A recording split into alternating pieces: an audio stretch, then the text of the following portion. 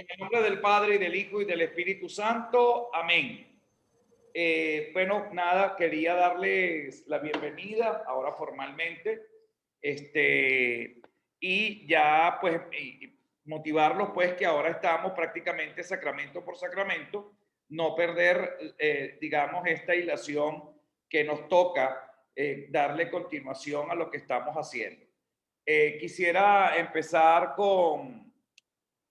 contigo, Daniel. ¿Qué preparaste para el día de hoy? ¿Cuál de los dos, padre?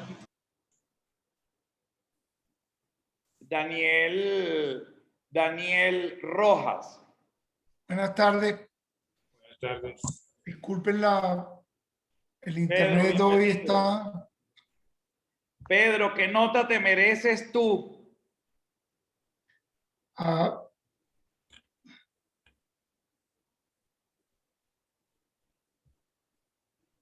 Vamos a ver si eh, coincido contigo. es que usted sabe, padre, que cuando uno está en esta etapa de la vida, la nota no es lo más importante. Lo más importante es lo que uno aprende, lo que llena, lo que introspecta Maravilloso. Pero en bueno, su corazón. te lo voy a decir yo. Tienes 20, ya te lo puse. Gracias, pero No, pero es creo que que no, el yo te mismo estoy esfuerzo que yo evaluando. hago Yo lo te tengo hacemos que todos. evaluar, está muy bien. Todo lo que has dicho está muy bien, pero tienes 20.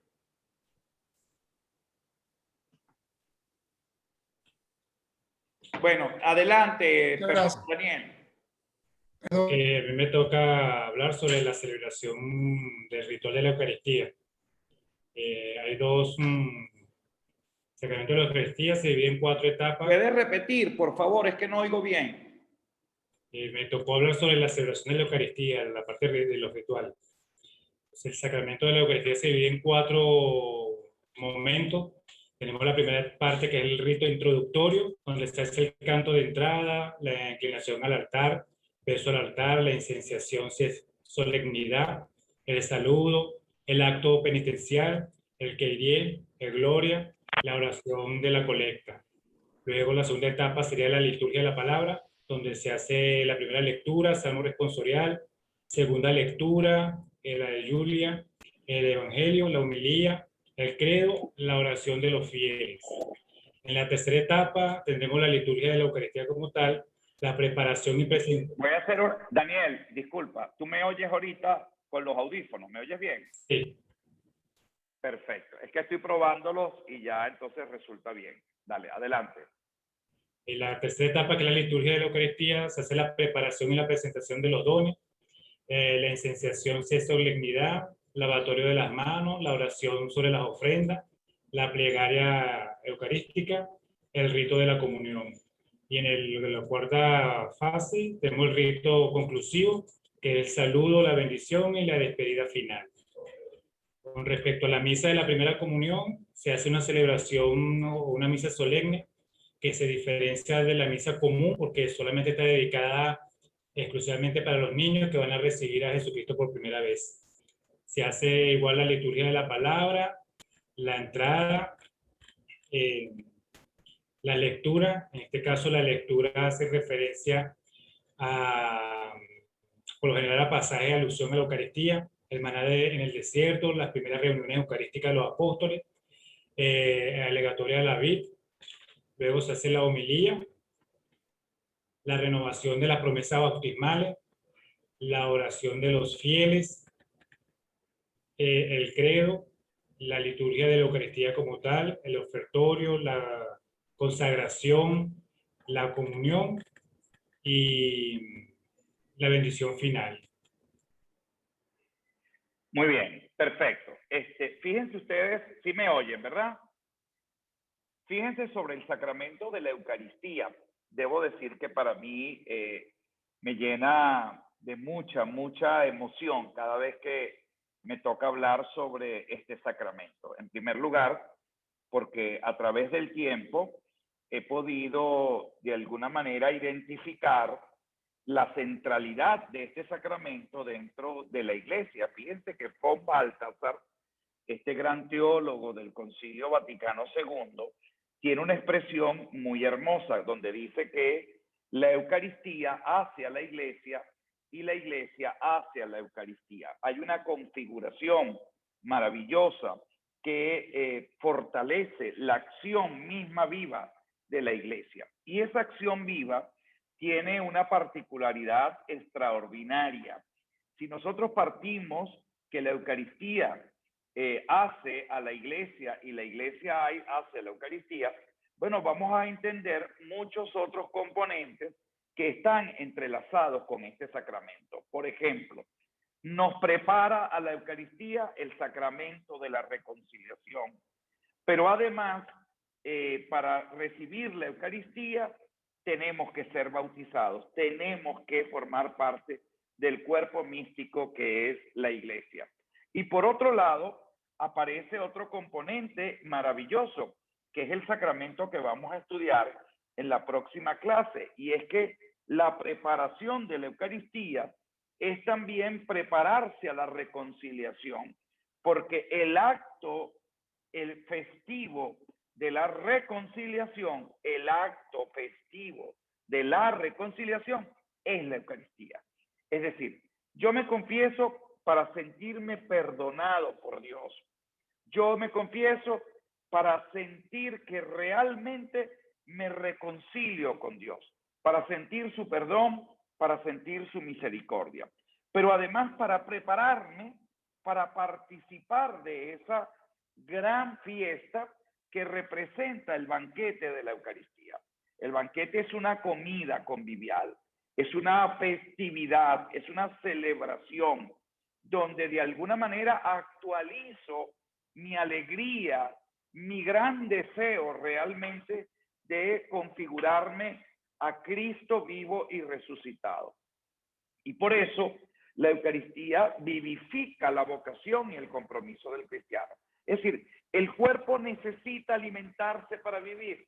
El cristiano necesita comulgar para verdaderamente ejercitar su misión en el mundo como verdadero y auténtico promotor de ser testigo de Cristo resucitado. Y eso es un elemento fascinante, es un elemento extraordinario que nos involucra prácticamente a todos.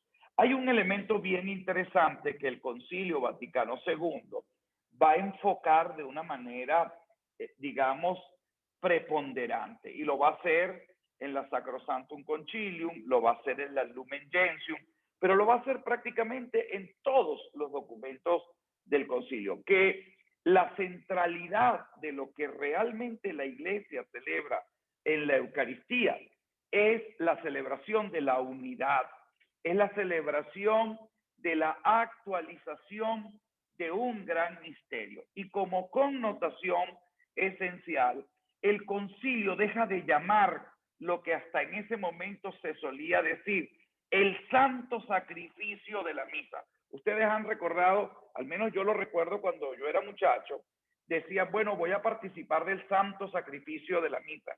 Voy a ir voy a escuchar misa, que es el santo sacrificio de la misa. Pues ahora se habla más bien de la celebración.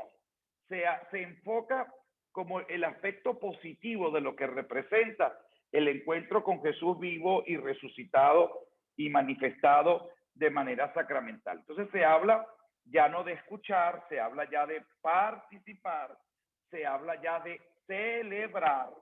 Es decir, ya hay como unos adjetivos calificativos que nos permiten y denotan sobre todo una participación activa y protagónica en la celebración de este sacramento, donde yo me identifico con el resucitado, donde yo vivo la experiencia de la alegría de la resurrección, de la Pascua del Señor. Entonces, la Eucaristía va entonces a enfocarse de una manera central y mucho más ahondadamente posible. Se va a centralizar y la va a enfocar el concilio como la gran síntesis, la actualización del misterio de la pasión, muerte y triunfante resurrección de nuestro Señor Jesucristo. Y uno dice, pero ¿cómo es eso posible? Bueno, eso es la Eucaristía. Cuando celebramos la Eucaristía y cuando participamos de la Eucaristía, que es en el caso de ustedes, nosotros participamos de los misterios centrales del Señor, es decir, de su pasión, de su muerte y de su triunfante resurrección. Por otro lado, identificamos todo el proceso de transformación, de transustanciación. Es decir, el pan deja de ser pan y se convierte en el cuerpo de Cristo. El vino deja de ser vino y se convierte en la sangre de Cristo.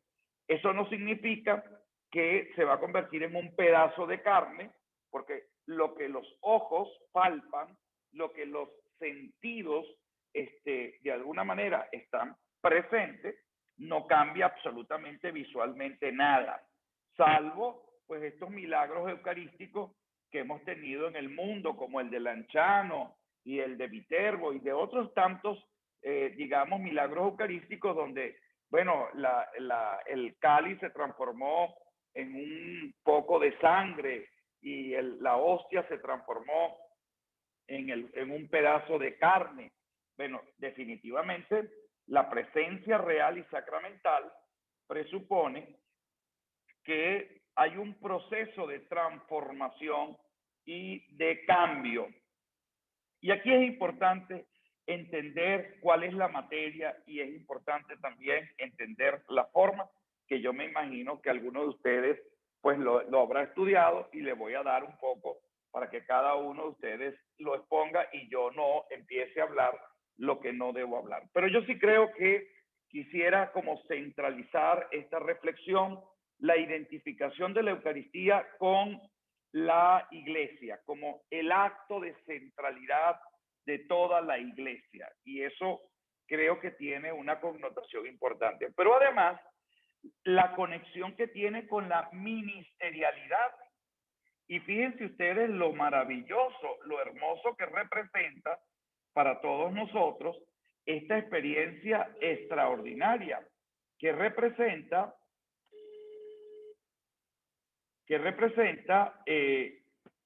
¿aló? Sí, ¿necesitas algo?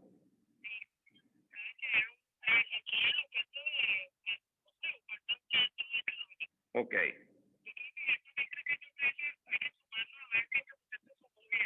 Ok, entonces súmalo. Dale. Entonces, yo creo que en ese sentido, para nosotros hay un elemento que es aleccionador, y ese elemento aleccionador tiene mucho que ver con el ministro que celebra y además con el que participa de esa celebración. Y ahí hay una configuración de unidad. Por eso también la Eucaristía es el sacramento de la unidad, donde la ministerialidad de la Iglesia se ensambla de manera perfecta entre lo divino y lo humano y entre todos los hermanos. Fíjense que ahí hay una nota maravillosa, hermosísima, donde todos tienen, desemboca en el aspecto litúrgico la misión que yo vivo en el mundo y que lo celebro con mis hermanos, participando todos y cada uno de ellos de acuerdo al ministerio que han recibido dentro de la propia Iglesia. Y lo hacen los catequistas, lo hacen los lectores, que es un ministerio de la Iglesia, lo hacen los acólitos en el servicio del altar, lo hacen los diáconos, los servidores por excelencia, lo hace el celebrante, el presbítero o el obispo, cuando preside, cuando es el presidente de esa asamblea, y la preside en la caridad, no en un acto de realeza. A mí muchas veces me preocupa, por eso es que este Papa a mí me encanta muchísimo, porque a veces me preocupa que algunas celebraciones aparecen tan rimbombantes, aparecen tan adornadas, tan recargadas ornamentalmente en lo litúrgico, que da la impresión que fuesen celebraciones no litúrgicas, sino celebraciones diplomáticas de la realeza, donde la mitra aparece como si fuese una corona recargada con todo un poco de corrinche y de pepas y de piedra, los ornamentos muy, digamos, tan solemnes que pareciera que uno se transforma casi que en una cosa así como que una especie como faraónica, ¿no? Yo no sé si ustedes han tenido la impresión en algunas celebraciones que resultan ser tan frías, tan mundanas, por lo que reflejan, sí, reflejan la belleza y el esplendor, digamos, de la opulencia, de la grandeza, cuando uno se siente, yo recuerdo cuando la primera vez que celebré, porque yo nunca bueno, sí he celebrado la misa en la tumba de San Pedro a las 5 de la mañana, ¿no? Pero cuando concelebré una misa con el Papa Juan Pablo II en la apertura de los cursos, cuando estaba haciendo la especialización en Roma, el día de la apertura de todas las universidades pontificias, en el mes de septiembre, suele haber una misa de inauguración del acto académico. Y bueno, y van todos los sacerdotes que estudian en Roma, que serán unos 5.000, 6.000, no sé cuántos. Bueno, pero imagínense ustedes 3.000 curas celebrando la misa en San Pedro. Y uno entra en medio de aquella música solemne y en aquella procesión interminable, donde usted va a ver curas de todos los colores y de todos los tamaños y de todos los pesos, o sea, peso pluma, peso pesado, flaco, gordo, amarillo, blanco, negro, catire, calvo, con pelo, sin pelo, con afro, sin afro, con zarcillos, con bucles. Bueno, ahí uno en esa misa, uno dice, Dios mío, la grandeza de la iglesia. A mí se me pararon los pelos, les confieso que casi sentí ganas de llorar. Y después del poco de curas, venían pues los señores obispos, y después entonces venía, que eran un montón, después venían los señores cardenales, y de último venía el Papa.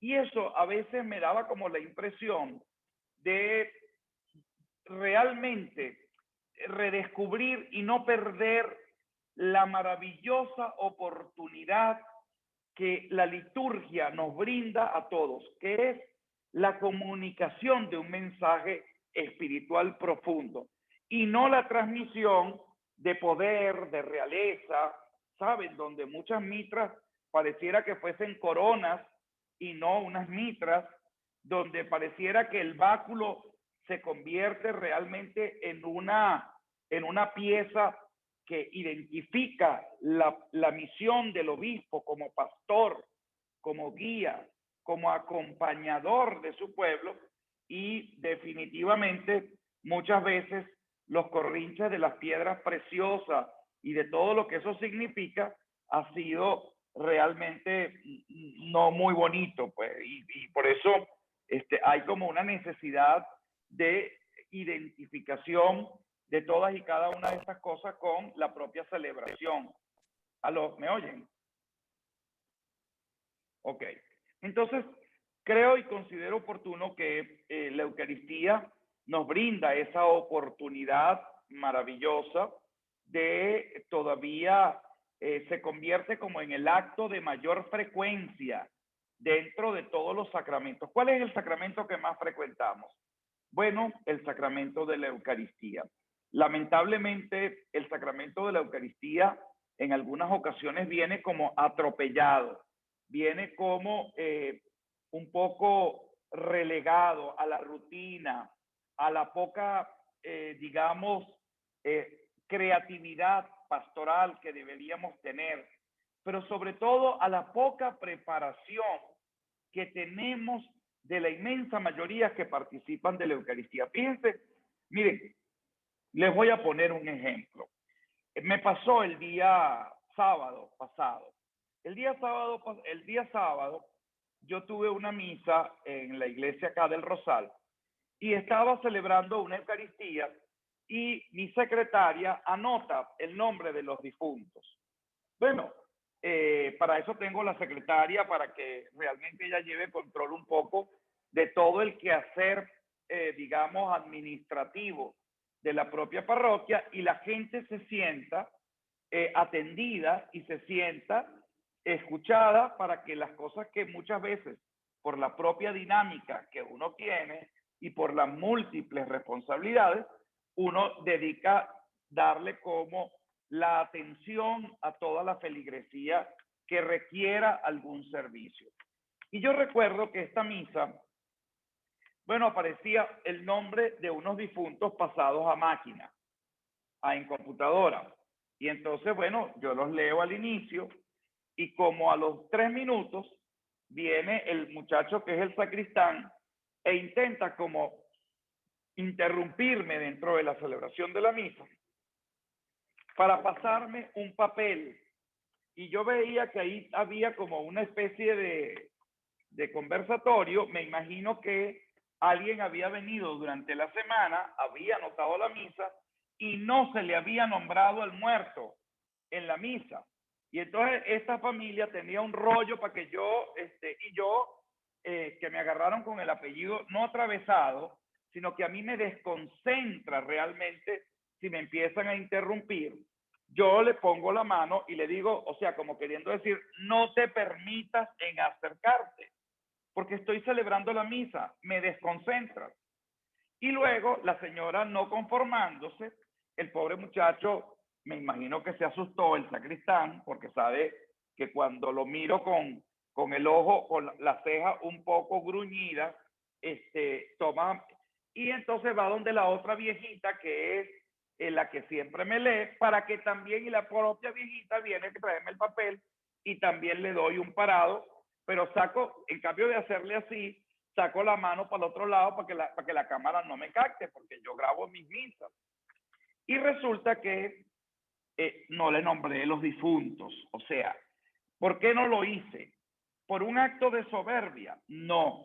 Es que estamos acostumbrados a tener el altar como si fuese un escritorio y estamos acostumbrados a interrumpir las celebraciones como que si eso fuese cualquier cosa y no a darle la dimensión que tiene la celebración de un sacramento. Y bueno, después de la oración postcomunio, yo les digo, miren muchachos, miren, yo quería primero aclarar varias cosas. Aprecio y el Señor, por supuesto que valora la presencia de las personas que hoy participan de esta Eucaristía. Entiendo que hubo algún nombre que no se nombró al inicio de la misa, pero es preferible hacerlo después y ver cómo lo arreglamos y no interrumpir la misa para yo decir, ay, se me olvidó nombrar por el matrimonio de Zuriñe Quintana, que aquí tiene el papel y casi que me lo está pegando en la frente. Y entonces si yo no le nombro a Zuriñe Quintana, me pasa el papel para que yo no pueda celebrar la misa. Entonces yo le digo a Zuriñe, le digo, mira Zuriñe, ya va, tú estuviste en misa, esa misa tú crees que no va a ser válida en pedir por tu matrimonio, porque tú eres la que pides por esa oración. Y evidentemente yo trataré de arreglarlo de la mejor manera para que no 9 misas, si tú quieres, yo te las doy. Aquí, ¿qué pasa? La viveza criolla. Aquí hay como una intención y una colaboración. Resulta que cada velón cuesta casi $6. Y aquí la gente quiere mandar a hacer misa y no pagar nada, cuando el nivel adquisitivo de mucha gente es elevado. Esa puede ser una razón. Entonces yo le decía a la gente, como aviso, le digo, señores, no interrumpan nunca una celebración. Esperen siempre al final, porque eso es ser educado. Ser maleducado es llegar y meterse prácticamente en una celebración, interrumpirla y decirle, mira chico, nómbrame el difunto que yo te di. Y eso pierde como el matiz de lo que se está celebrando. Bueno, miren, les dije, por favor, se lo agradezco, les di la bendición y les dije, por favor, la familia, vengan para acá. Les dije, miren, tengan la certeza de que su ser querido hoy agradece el haber venido hoy a pedir por su descanso eterno.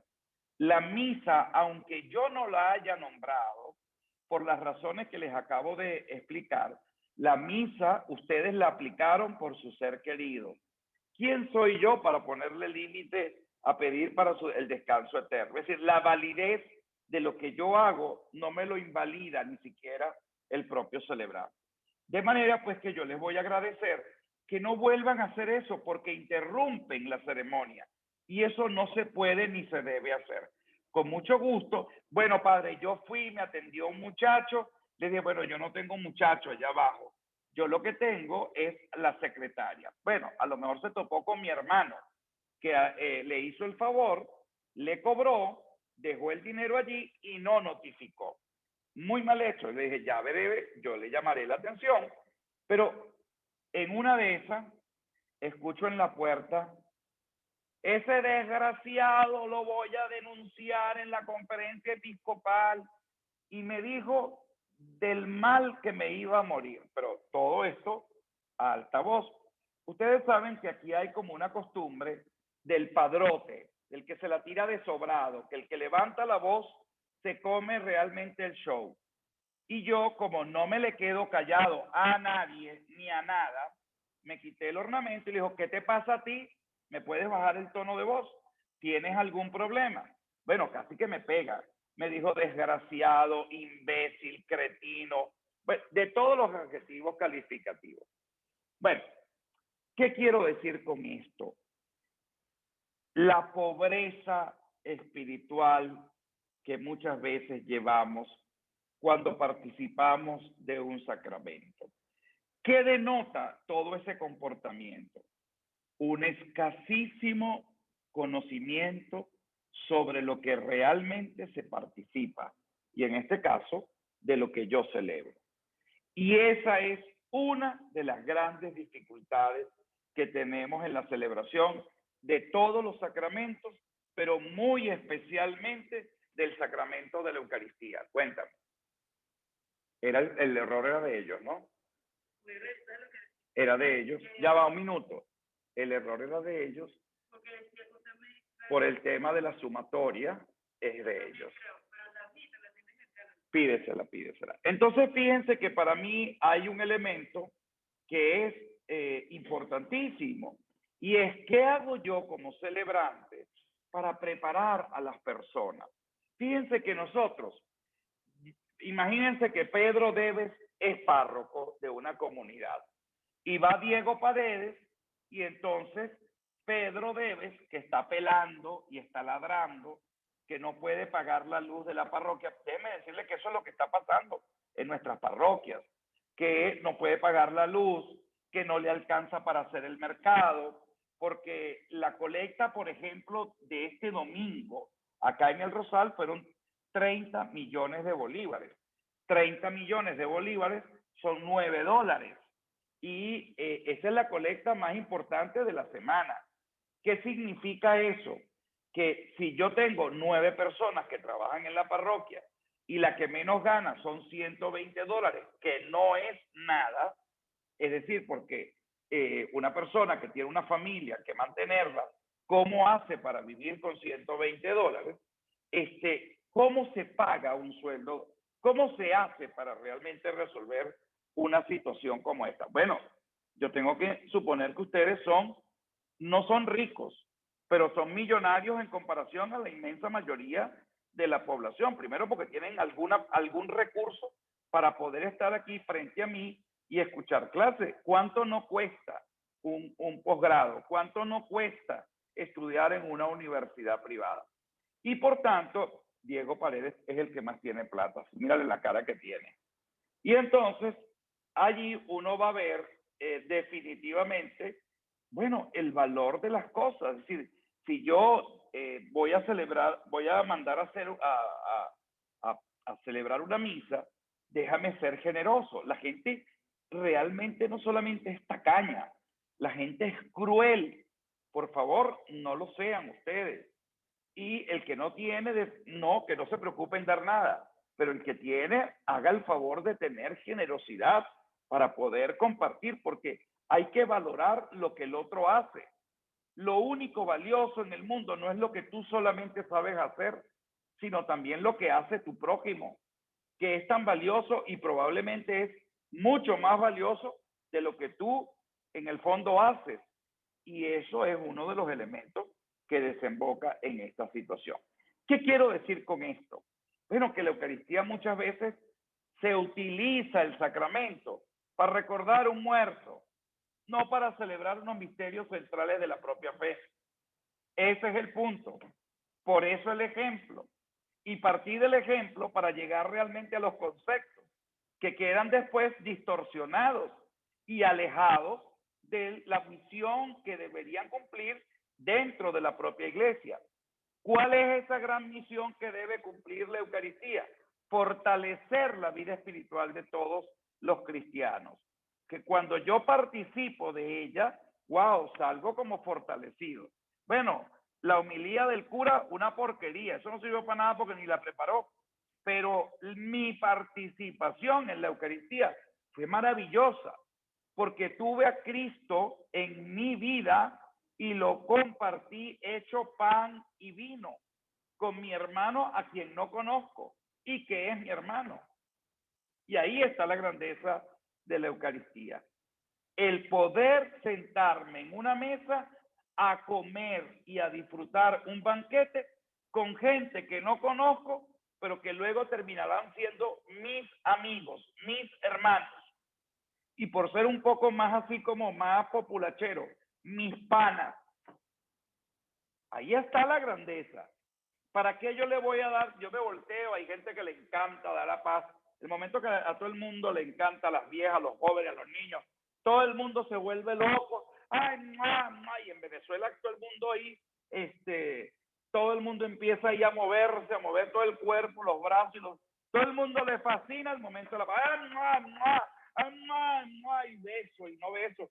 Y qué pandemia y qué nada. Señores, déjate estarse tocando. Y la gente se agarra, pero se muerde los manos. Yo me imagino que George Harris debería hacer una parodia sobre el momento de la paz en Venezuela. La gente le fascina hasta pellizcarse. Agarran y te pellizcan, la paz esté contigo. O no les han picado el ojo y le hacen así, o le hacen así, y le dan besitos. Eso es de todo. Eso es, o sea, miren, ustedes quieren hacer, tomen un video y hagan la prueba. Yo voy a hacer una prueba en Alemania. La gente como se da la paz, hacen así, sin pandemia.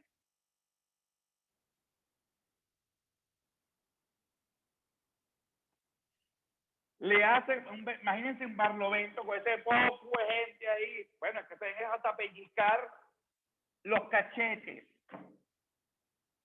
O sea, la paz es un momento de euforia en Venezuela. Todo el mundo se enloquece. Y fíjense, en el fondo eso no les parece maravilloso. Eso es maravilloso. O sea, la alegría, la gente quiere tocarse, la gente quiere abrazarse y la gente empieza, yo tengo una vieja que tiene como 89 años y empieza a tirarle, me tira besitos en el altar, porque como no tiene a nadie y no puede tocar, entonces empieza, y yo le digo, a la vieja esa me provoca responderle igual, pero no puedo porque tengo una cámara. Bueno, ahorita tengo una, pues no. Pero esos son signos que no hemos aprovechado en la liturgia.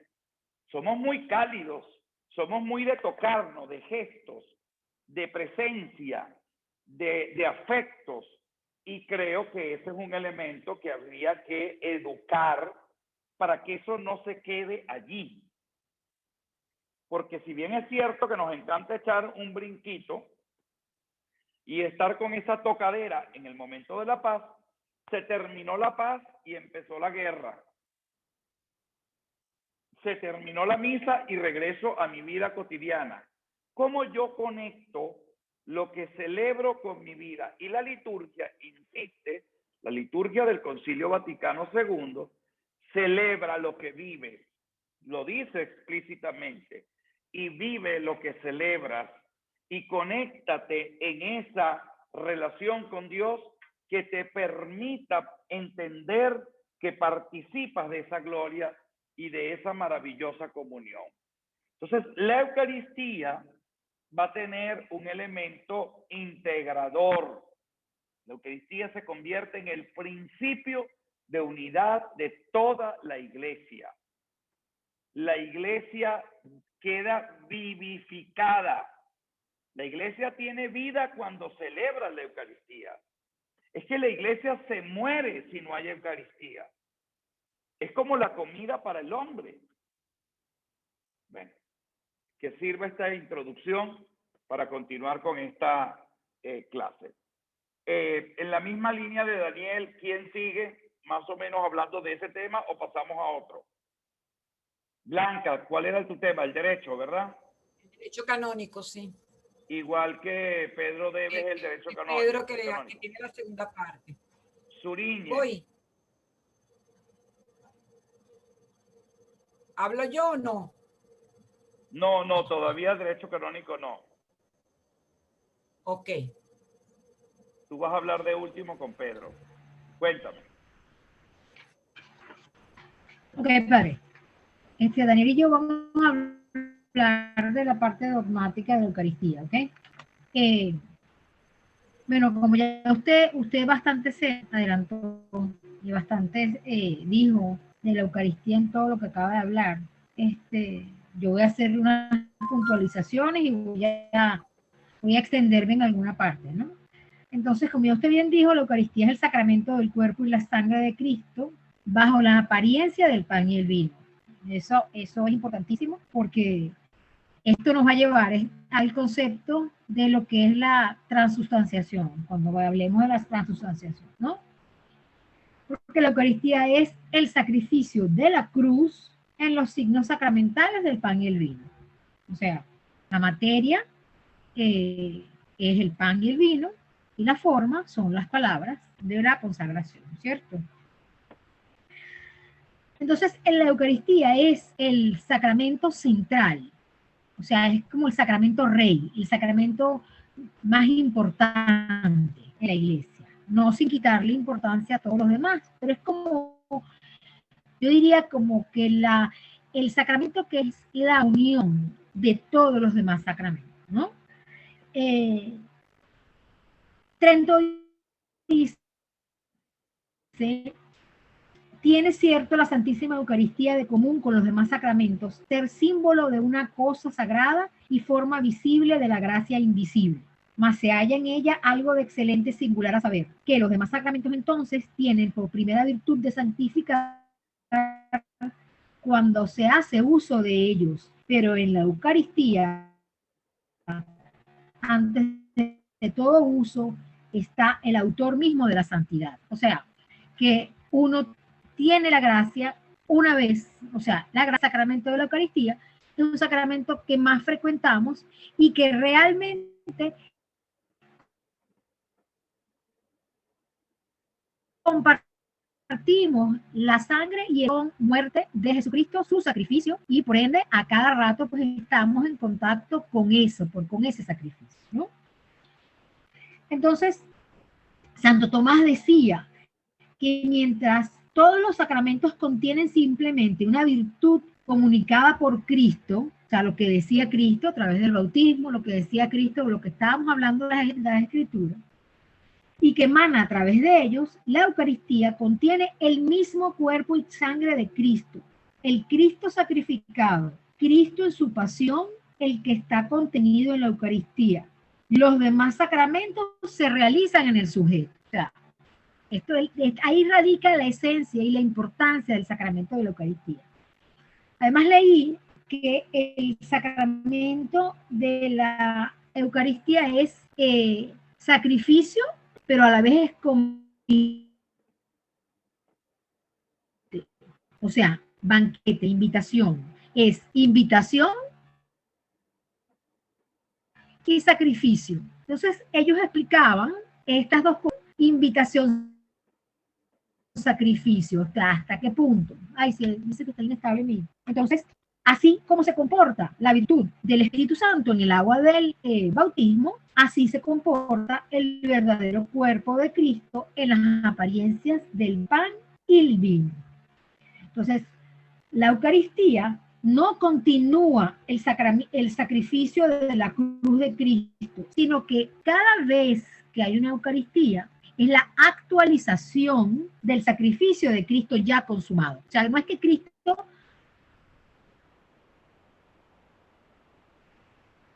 se muere cada vez. Es la actualidad. Además del sacrificio de Cristo en la cruz, también se celebra el banquete de la última cena, en el que Jesucristo enseña cómo debemos hacer para compartir de allí en adelante. Entonces, la Eucaristía está como en medio del sacrificio del cuerpo y la sangre de Cristo y enseñado a través del banquete de la última cena. O sea, son las dos cosas unidas, ¿no? Entonces, la conexión entre el sacrificio y el convite puede indicarse ciertamente de una manera más exacta. Es ambas cosas en uno. Al ser invitación o convite, es sacrificio. Al ser sacrificio, es convite. La comunión es el uso del sacramento, así como el obrar sigue al ser, el comer sigue al sacrificio.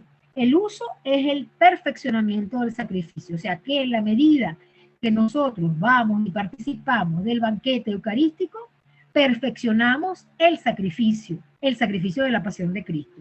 ¿Ok? La palabra Eucaristía está emparentada con la palabra eulogía, que es la bendición del pan.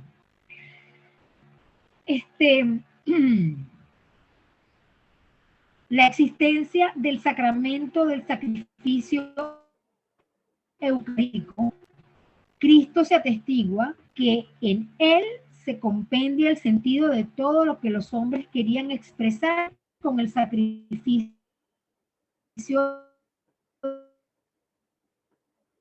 del carnero.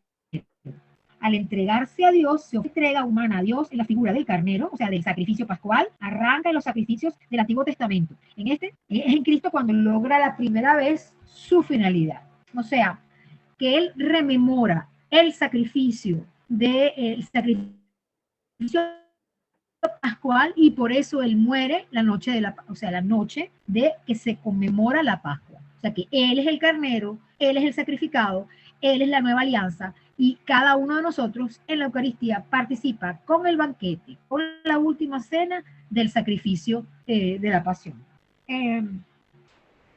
Después, donde yo leí, hacen como una serie de dilucidan a ver, qué es primero, si el banquete o el cáliz o la Eucaristía, y hablaban de que Lucas y Pablo tienen en cuenta la cena pascual y Marcos y Mateo no. Marcos y Mateo al ofrecimiento del pan siguió de inmediato el cáliz. O sea que para Marcos y Mateo, cuando hacen toda la redacción de la última cena, no es tan importante la cena pascual. La cena es la anticipación del sacrificio de la cruz. Ya hablamos de la materia y de la forma, ¿ok? Santo Tomás de Aquino habla de por qué el uso del agua junto con el vino o en lugar del vino. O sea, que no tiene por qué ser vino directamente, ¿no? Se cree con probabilidad que el Señor lo instituyó con vino mezclado con agua. Y el agua representa la pasión de Cristo, puesto que después de que su muerte emanó agua de su costado. Bueno, no sé.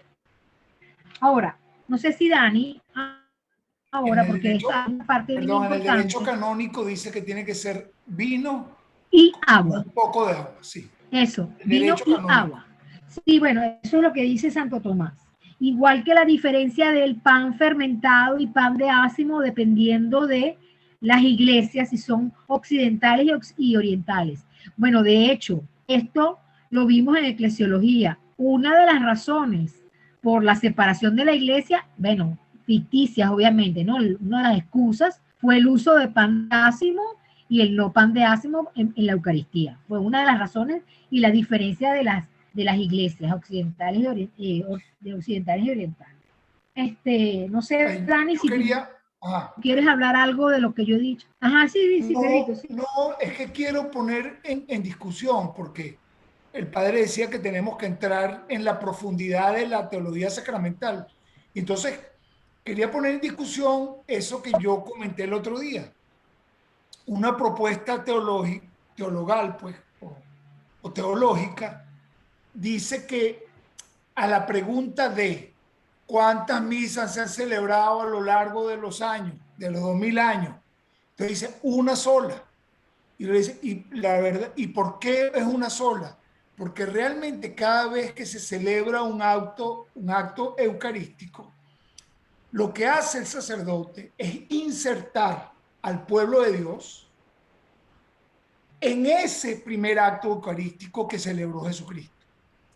De tal manera que la Eucaristía es eso que tú decías, es en la conmemoración de un La acto. actualización, El sí. pueblo de Dios se reinserta en ese primer acto que Jesucristo llevó a cabo con sus apóstoles. Entonces, a mí me parece un tema de discusión porque es una propuesta teológica, pero quería escuchar al padre un poco y a todos nosotros a ver qué pensamos sobre esa propuesta.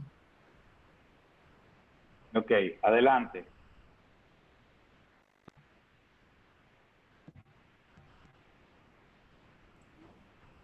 ¿Me escuchan? Perfecto. Ok.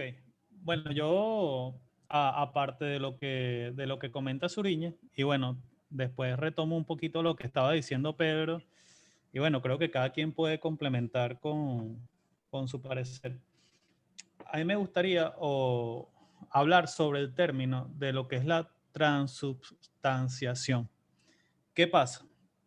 Me he estado informando, vamos a decir así, con varios libros y varias páginas. Y es interesante que ese término de la transubstanciación no se tiene sino hasta el año, ya lo tengo por aquí el dato específico, cuando se habla del Concilio de Trento, que es en 1545 a 1563. ¿Qué pasa? A mí siempre, y es lo que he tratado de enfocar en esta investigación, me gusta irme a los orígenes, ¿ok? Y como comentaba Suriñe, a mí la Eucaristía me parece uno de los sacramentos, obviamente uno de los sacramentos principales, pero es uno de los sacramentos para el cristiano o para el católico como nosotros, uno de los sacramentos más bonitos y donde se denota esto del significado de la iglesia, que es una comunidad. Es un sacramento que se comparte, o sea, es algo que se hace en comunidad, en iglesia, es un acto público, es el acto, al igual que con la palabra, es el acto central de lo que es la celebración de la misa. Y fíjense que desde el inicio, en los Hechos de los Apóstoles, aparece, por ejemplo, ya les digo el versículo. Fíjense, Pablo de Tarso nos dice, porque yo recibí del Señor lo que os transmití a vosotros, que el Señor Jesús, la noche en que iba a ser entregado, tomó pan, dio gracias. Eso ya aparece en Corintios 11, del 23 al 27. Fíjense que al principio no se manejaba o no era importante estos términos de transubstanciación o de qué sucedía en ese momento de la consagración. Lo que sí era importante era reunirse, ¿ok? Se reunían el primer día de la semana, que era el día domingo, participaban todos en la fracción del pan, ¿ok? Por ejemplo, en Hechos de los Apóstoles 2:46 nos dice, diariamente acudían unánimemente al templo, partían el pan en las casas y tomaban su alimento con alegría y sencillez de corazón. Esto es como que el eje fundamental de lo que es la Eucaristía. La transubstanciación fue un término que vino después para tratar de combatir ciertas herejías, ¿ok? Está investigando que el término transubstanciación viene de un término de la filosofía de Aristóteles, donde habla de la sustancia y se me fue el nombre, de accidente. De verdad que, bueno, para las personas como yo que no tienen una base filosófica, es un término sumamente complicado. Yo lo leí 5 veces y a la quinta fue que no la entendí. Pensé que lo había entendido, pero la última yo dije, no, ya me doy por vencido.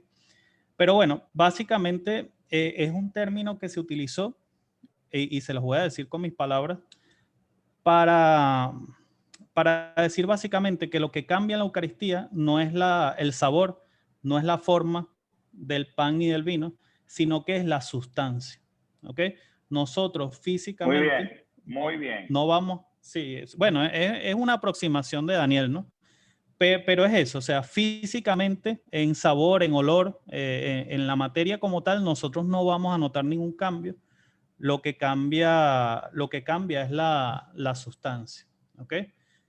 En eso de la filosofía, eso entre sustancia y accidente, decía que accidente son esas cosas que, vamos a decir así, que pueden cambiar sin que la sustancia pierda su forma de ser. Es como que si Daniel pierde una pierna, se pinta el cabello, etcétera, no, o sea, no cambia lo que yo soy. Dejaría de ser Daniel, al contrario. Dejaría. Daniel, Exacto. Daniel sin una pierna o sin un brazo, sin unos dedos, sigue siendo Daniel. Eso es muy importante. Correcto. Fíjate que lo has entendido bien, no lo has entendido de manera errónea. Dios te cuida y te proteja siempre, pues, ¿no? Amén, amén. Entonces, bueno, otra de las cosas que quería traer a cotación aquí, creo que es uno de los versículos más importantes, a pesar y quitándolo de la transustanciación y todo eso. ¿Por qué nosotros deberíamos creer que el cuerpo y la sangre de Cristo están realmente en la Eucaristía? Bueno, simplemente porque fue el Señor el que lo dijo.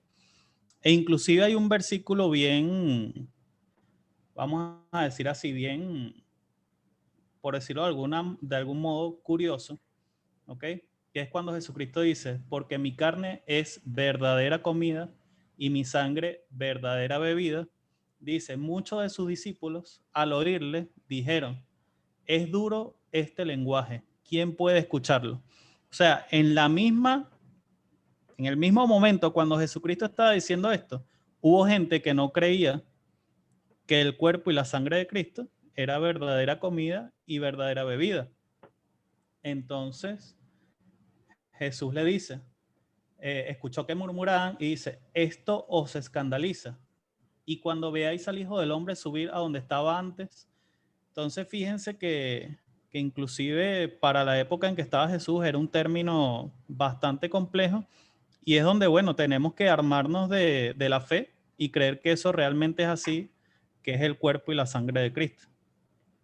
Bueno, eso es lo que tenía que decir. Muy bien, muy bien. Hay un término que es la consubstanciación.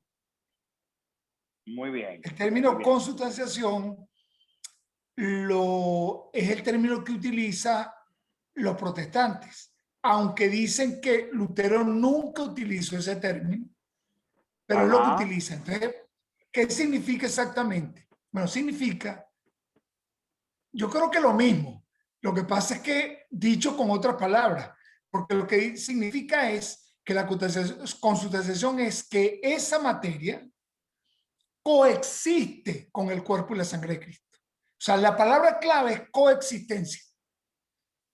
Nosotros decimos perdón. No es un pedazo de carne, es un pedazo, o sea, es pan, pero deja de ser pan y pasa a ser cuerpo de Cristo. Eso es, gracias por esa aclaratoria. Diego Paredes, y después voy con Pedro y con Blanca. Ajá. ¿Qué preparaste? Buenas tardes. Se me asignó investigar sobre el Concilio de Trento y sobre el Concilio Vaticano II, específicamente sobre la Eucaristía, ¿no? Ok. Bueno, el Concilio de Trento,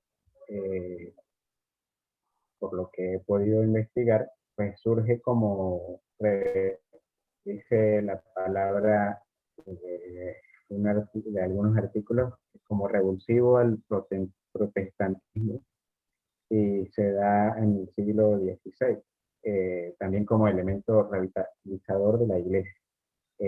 algunas situaciones que se vivían en ese tiempo. Estos concilios también, por lo que he leído, pues nos hacen ver sobre lo que es la unidad del sacerdocio ministerial y sobre el sacramento de la Eucaristía también. Bueno, las demandas de reformas que se pedían dentro de incluso sectores de la Iglesia, pues impulsaron la convocatoria del Concilio de Trento, y en él pues se concretaron la doctrina y la disciplina católica, estableciendo bases para el desarrollo litúrgico y espiritual de los siglos posteriores, fijando de un modo claro y preciso las diferencias doctrinales entre católicos y protestantes. El Concilio de Trento, en el campo, pues, lo que es el sacramento de la Eucaristía, pues estableció la doctrina católica sobre cómo está tanto como sacrificio y como sacramento a la par. O sea, establece una claridad y rasgos fundamentales con respecto también a lo que es el sacerdocio católico. Y pues con respecto también a herejías protestantes que nacían en estos tiempos. También afirma la íntima unión y dependencia del sacerdocio y la misa, que a ella, o sea, el sacerdocio quedaba ordenado a la Eucaristía. Y este fue el punto de partida de una amplia corriente espiritual sacerdotal centrada en la relación entre el sacerdocio ministerial y la Eucaristía, marcando pues una espiritualidad sacerdotal hasta nuestros días. Eso más o menos por allí, ¿no? Ahora, en el tema del Concilio de Trento también abordó lo que fue la cuestión de la Eucaristía en la sesión 3, el 11 de octubre de 1551, bajo el pontificado de Julio III, de 1550 a 1555. Y esta era la segunda ocasión que el concilio se reunía, pues había tenido que interrumpir sus trabajos en 1549, después de haber abordado las cuestiones de la Sagrada Escritura y la tradición, el pecado original, la justificación, los sacramentos en general y el bautismo y la confirmación.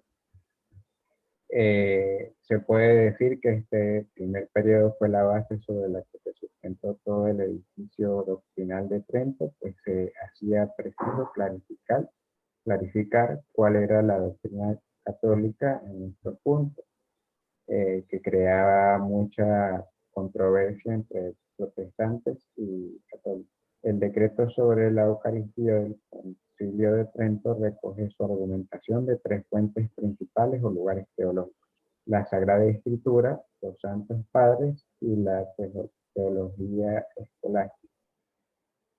En su argumentación sobre el sacramento eucarístico, los padres conciliares recurren a los cuatro relatos de la institución de la Eucaristía: Mateo, Marcos, Lucas y Pablo, en los cuales se habla de que fue Jesús quien instituyó el sacramento y que en él se da una presencia real del mismo.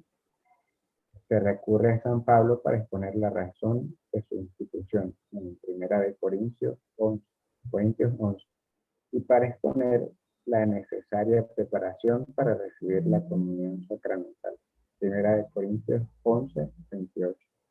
En cuanto a los santos padres, el autor citado en el decreto es San Agustín, que es citado en relación a la excelencia de la Eucaristía sobre los demás sacramentos. Y bueno, finalmente el texto hace suya la doctrina escolástica sobre la transubstanciación, rechazada expresamente por Lutero, que como vimos desarrolla la doctrina opuesta de la consubstanciación, más en la línea de su pensamiento nominalista.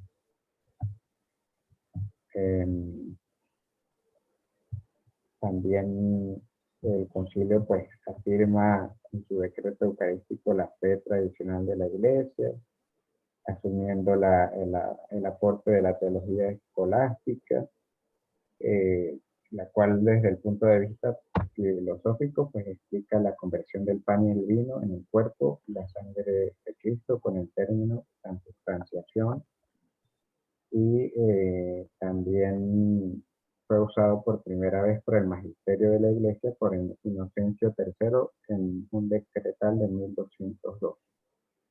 Y más tarde aparece en el cuarto concilio de Letrán de 1264 en el Caput Firmiter contra los albigenses y otros herejes.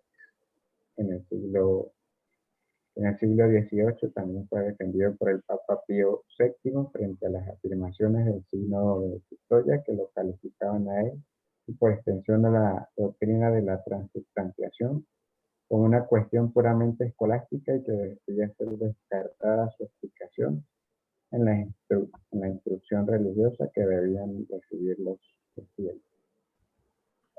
Y en el siglo XX, los intentos de explicar el misterio de la conversión del pan y el vino en el cuerpo y la sangre de Cristo llevaron a determinados teólogos a buscar otras explicaciones a la luz de la filosofía contemporánea, que dieron lugar a teorías tan peregrinas como la transignificación, que fueron rechazadas por el Papa Beato Pablo VI en su encíclica Mysterium Fidei en 1965. Pero esto ya es de harina de otro costal. También en la sesión 13 del Concilio de Trento, cuando se aprobó el decreto sobre el Santísimo Sacramento de la Eucaristía, en esta sesión del Concilio de Trento. En el primer capítulo se expone en qué consiste la presencia real después de la consagración del pan y el vino. Se contienen en el saludable sacramento de la Santa Eucaristía, verdadera, real y sustancialmente nuestro Señor Jesucristo, verdadero Dios y hombre, bajo las especies de aquellas cosas sencillas. Más adelante se afirma que por la consagración del pan y el vino se convierte toda la sustancia del pan en la sustancia del cuerpo de nuestro Señor Jesucristo y toda la sustancia del vino en la sustancia de su sangre, cuya conversión ha llamado oportuna y propiamente transubstanciación la Santa Iglesia Católica. Capítulo 4. Por tanto, no debe quedar motivo de duda en que todos los fieles cristianos hayan de venerar a este Santísimo Sacramento y prestarle, según la costumbre siempre recibida en la Iglesia Católica, el culto de latría que se debe al mismo Dios.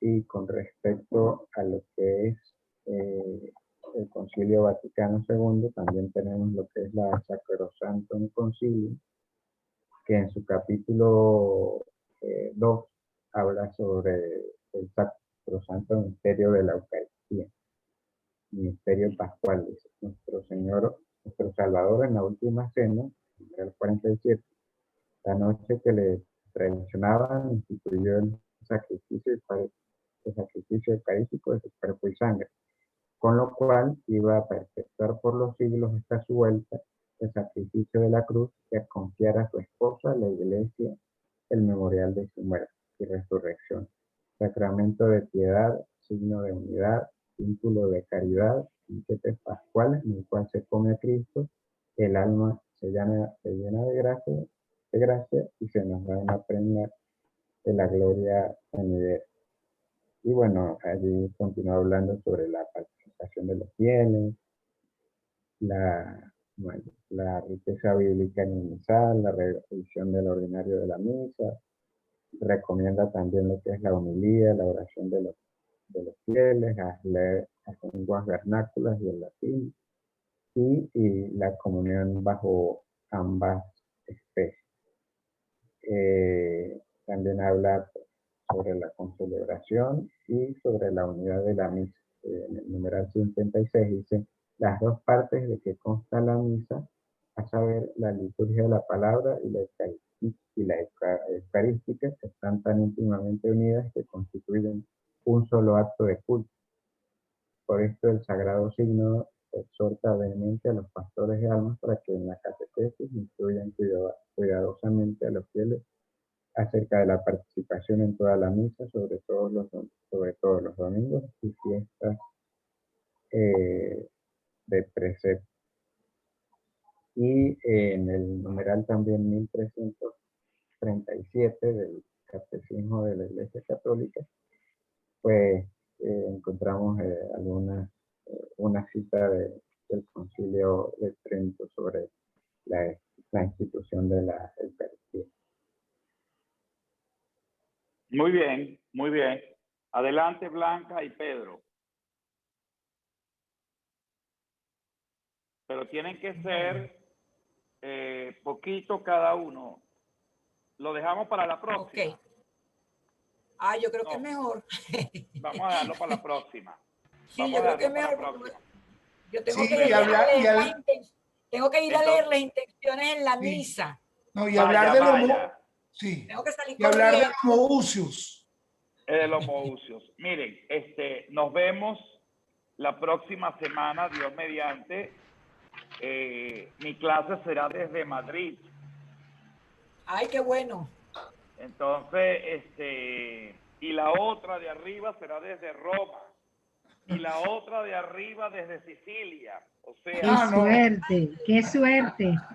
Qué bueno, bueno. miren, entonces, Que Padre, Dios, no que Dios lo necesita acompañe. que Que Dios que lo le cargue la acompañe. computadora. inician, así es, inician las clases, Blanca y Pedro, y todos vamos a estudiar el resto, el sacramento de la reconciliación. Penitencia. ¿Ok? Porque no nos podemos quedar. Eso es fundamental. Entonces, la materia de la Eucaristía, Daniel Prado, ¿cuál es? Me retiro. Feliz viaje. Nos El vemos. pan y el vino. Y el pan y el vino, Padre. Y la forma, Las palabras las las palabras de la palabras. consagración. la consagración. Muy bien, entonces está claro. Próxima Sí. semana, Eucaristía y Reconciliación. Y poco a poco vamos avanzando. Se les quiere mucho, gracias. Ok, Que Dios feliz los bendiga. viaje, Gracias, Padre. Padre. Gracias. Gracias. Y cuídense mucho. Que Dios lo